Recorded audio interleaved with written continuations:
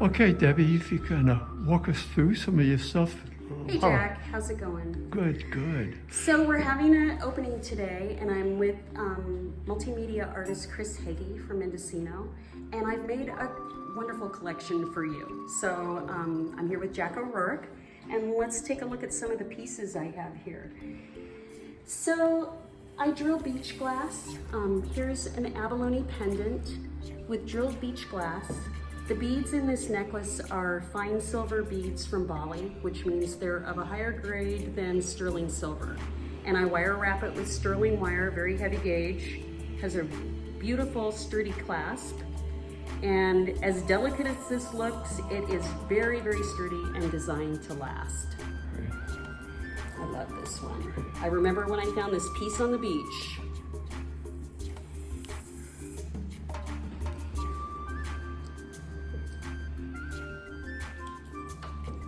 I also love pearls.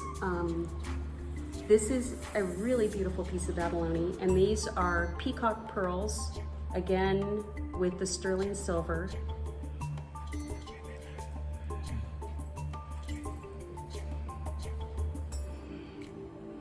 And then I do some longer pieces, which I really love. You know, it's all about layering now. This particular piece has abalone. These are granulated beads, and they are unbelievable. Again, the fine silver with amethyst. And I have some really great earrings. I am working with a lapidariist, and some of these, I mean, I'm just, along with my jewelry, the colors are just so beautiful. This is a natural stone. This is called apatite. Again, with the fine silver beads.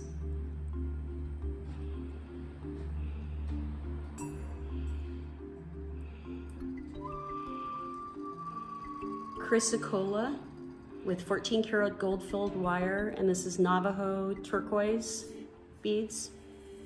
Vintage, over 100 years old. Nice.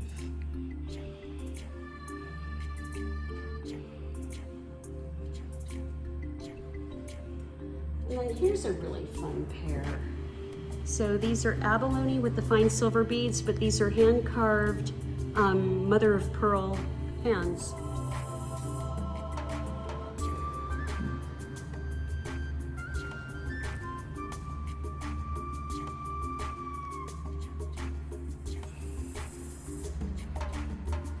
So I really put together a lot of pieces for this opening. During the pandemic, I think that there was a point where I didn't feel like making as much jewelry, but since this year began, everything feels different to me, and I have been putting out quite a few pieces.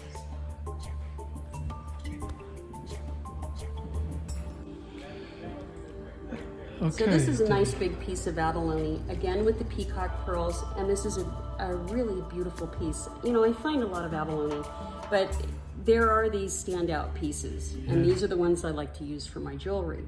Now this piece I purchased, and it's really an interesting item. It's abalone, it's a doublet, which means there's two pieces together. So the back end is abalone, and it's covered in a dome of topaz. And these are 14 karat gold wire, again gold fill, and this is labradorite. Nice. Yeah, it's got a lot of sparkle to it. And then the earrings, can you see these? Yeah, sure. Okay, so these are abalone with apatite, again, which is the blue stone, tourmaline drops, and then there's very tiny shells on these earrings, and these are called marinere shells. They're from Tasmania, and they're over 100 years old. I purchased these necklaces from different collections of people, and they're found on the kelp out in the ocean. The women would shake the shells off of the kelp and these shells were covered with algae. They burn the algae off of the shells, which brings the luminescence out. Nice. Yeah, they're pretty incredible. They're one of my favorite Beautiful. things.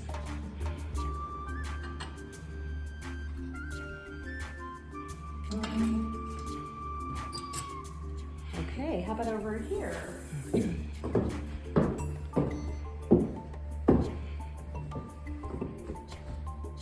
So, garnets and rubies. This was for our love exhibit last month. I made a beautiful group of sort of heart-shaped pieces with red and pink accents on them. These are garnets, rubies with citrine, topaz with pink cultured pearls. Okay. And then there's just one more. I know I have so much in here this year. And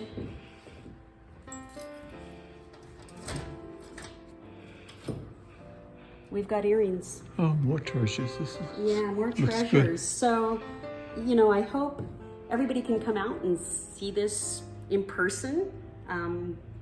Really great collection, and we're open from, till 5, Thursday through Sunday, 11 to 5, and we hope you can make it by this month. Wonderful. Thanks a lot, Deborah. Yeah, thank you, Jack. Bye. Okay, Chris, if you could just walk us through some of your paintings, that'd be lovely. Sure. I have 10 paintings here. It really mixed media pieces. I'm thrilled to be part of the gallery for this month of March. So I kind of want to introduce you to the paintings and to sort of what I was thinking about when I made them. They're all abstract, and I use collage and really truly mixed media. Sometimes, like in this one, there's newspaper and, actually this is from a dictionary. They're pieces from a dictionary. They're not, the dictionary pieces are not in there because of what the words say, but because of how the words look. So in my abstracts, I really start with something in my head in terms of color or shape or design. I don't think of an emotion or a place or a person or an animal. I think more of just things that I look at. So, my inspiration is from two different places, really.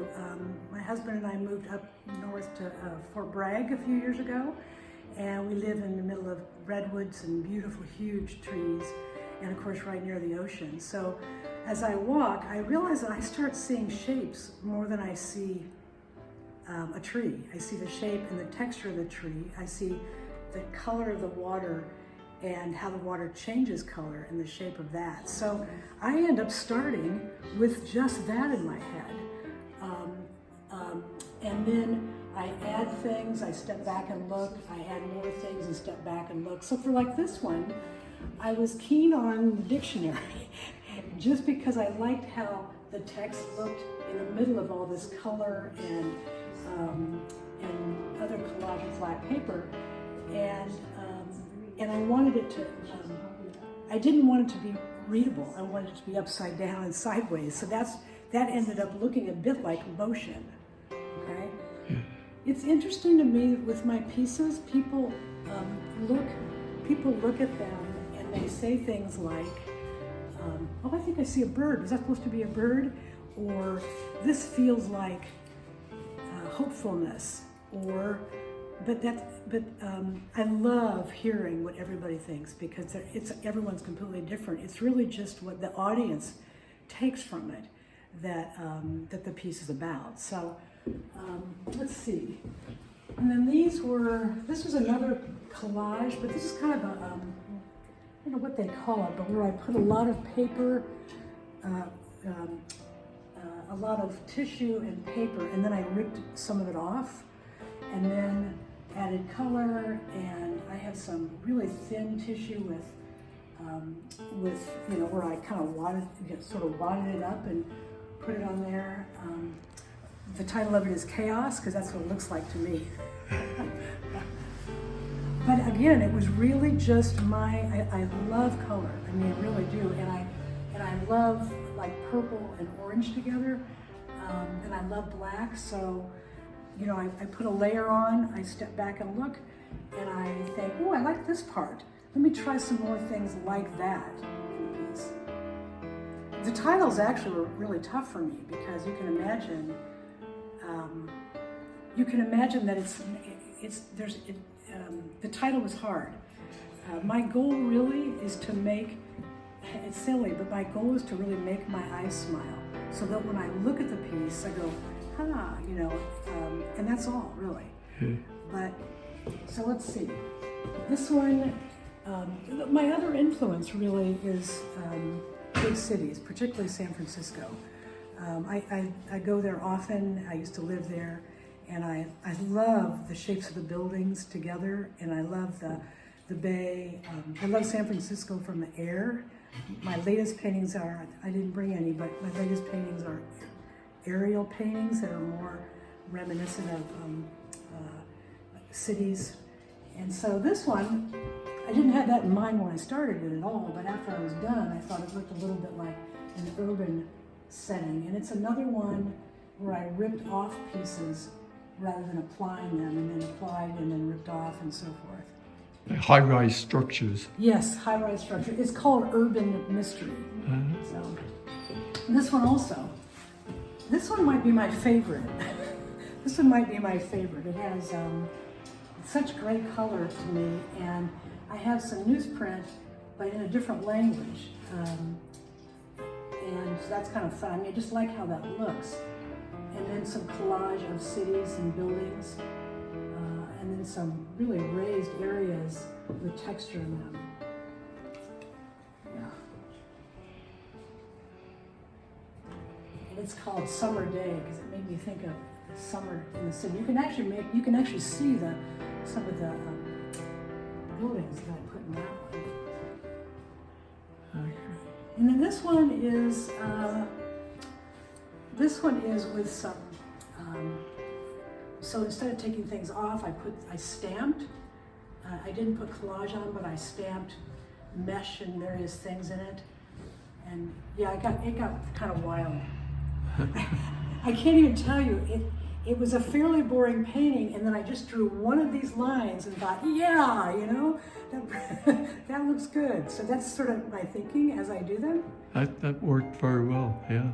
Thank you. This one, I have a counterpiece to this one called Rip Rap. This is called Rip Rap 2. I found the name in the dictionary and literally put my finger in the dictionary. Again, collage and a lot of glazing in the form of, it's like a shadow over the piece with tissue. I really love how tissue looks when you put it over a piece that's almost too bright. Yeah. And I also like patterns. I think in the midst of a lot of, let's say, chaos and abstract, I make stencils, and if I put a slight pattern in there, it helps to order it a little bit, because sometimes it's just a little too wild, you know. But yeah. And then this is another urban one. Again, not intended to be urban. But in one of my first of the abstracts, I painted other things before, more realistic or portraits, but I just love abstracts, and this one was an early one. And I started using gold leaf, and this is some aluminum leaf also, which I have on a lot of my pieces, actually, yeah, a lot of my pieces. So it makes it sparkle a little, but there's a darkness to it that makes you think it's called midnight. Yeah.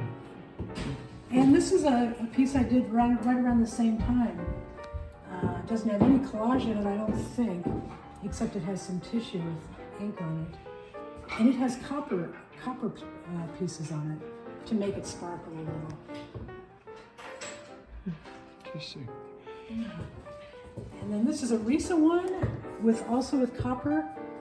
I call it Ruby Garden because after I was done, once again, I started thinking that I'd been in my yard a lot around the time I was painting it.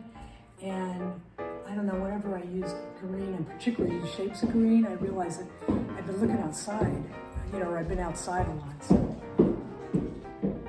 And then this was another one where I distressed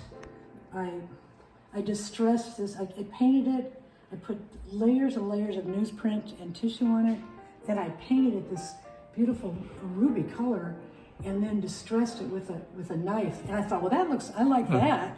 But then I thought it needs a little more than that. Come on, Chris. You can see the distress. So then I started adding some paper. I added this is a print of a leaf from the garden, a monoprint. And then some lines to kind of bring it together. Yeah, it's a little bit more orderly than some of the others, I think. And then finally these two, these were, I intended, I started out thinking I would paint on 2 panels because I think they're too little. So I thought if I put them together, it would be nicer for the eye, I think. And then I mixed this wonderful color of green, and I thought, gosh, I need to put that on with some red and some yellow and black. So yeah, that's sort of the sum of it, I think. Thanks a lot, Yeah. Chris. Thank you. I'm thrilled to be here this month. It was great. Thank you. Bye Thank now. you.